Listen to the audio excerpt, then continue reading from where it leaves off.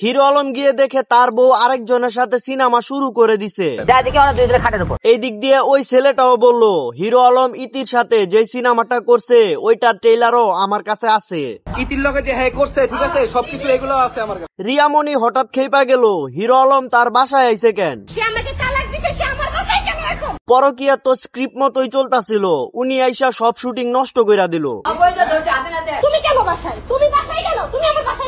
আমরা এমন একটা দেশে বাস করি যেখানে ভাইরাল হইতে কোনো যোগ্যতা লাগে না।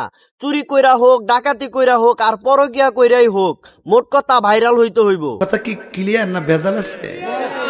মুই আইয়া পড়ছি জোকার কাছু হিরো আলম ও রিয়ামনির কিছু চুলছেরা বিষয়ের লোমছেরা বিশ্লেষণ করতে, যেটা শুনলে এবং দেখলে বুঝতে পারবেন আমাদের হিরো আলম ভাই কেমন হিরো। সাকিব বুবলি অপু গেল, মামুন লাইলা গেল, সাকিব নিশু গেল, এবার শুরু হইল হিরো আলম রিয়ামনি। মামুন লাইলার দিন শেষ, হিরো আলম রিয়ামনির বাংলাদেশ। হিরো আলম রে মহিলা কলার ধরে, এবার বুঝেন সে কি রকমের হিরো। সে নাকি আবার এমপি হবে। এটা হাস্যকর, হাস্যকর, এই দেশের জনগণের জন্য হাস্যকর। আমাগো আলম ভাই একটা মাইয়ার ধাক্কাই সহ্য করতে পারে না। কই কি ভাই একটু খাওয়া দাওয়া করেন, পারলে একটা রুচির ফাইল খান, খাওয়া দাওয়ার রুচি বাড়বো।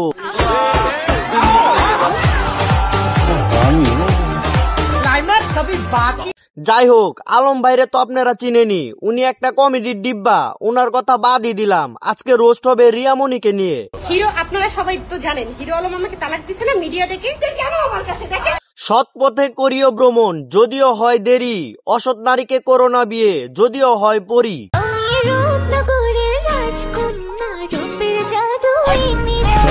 পরি তো দূরে থাক, এইটারে তো চকবাজারের 50 টাকা মালের মতন দেখাইতাছে। তোমারে যে হিরো আলম বিয়া করছে এইটাই অনেক বেশি, তোমারে তো দৌলদিয়া পাড়ায় কেউ 100 টাকা কইরা নিব না।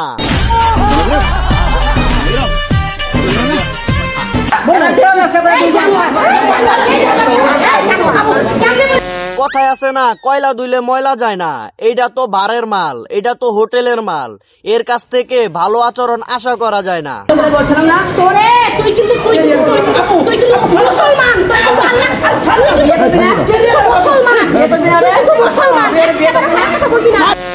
হিরো আলম মুসলমান, তার খারাপ কথা কোন যাইব না। আর তুমি অন্য পোলার সাথে খাটের উপরে শুয়ে থাকতে পারবা? বাহ, কে রুলস হ্যাঁ। পুরুষ নির্যাতনের মামলা কি দেশে আছে? থাকলে ওরে দেওয়া উচিত। যাই হোক, মাঝে মধ্যে এদের নাটক অনেক ভালো লাগে, অনেক কষ্টের মাঝখানেও একটু মন খুলে হাসতে পারি।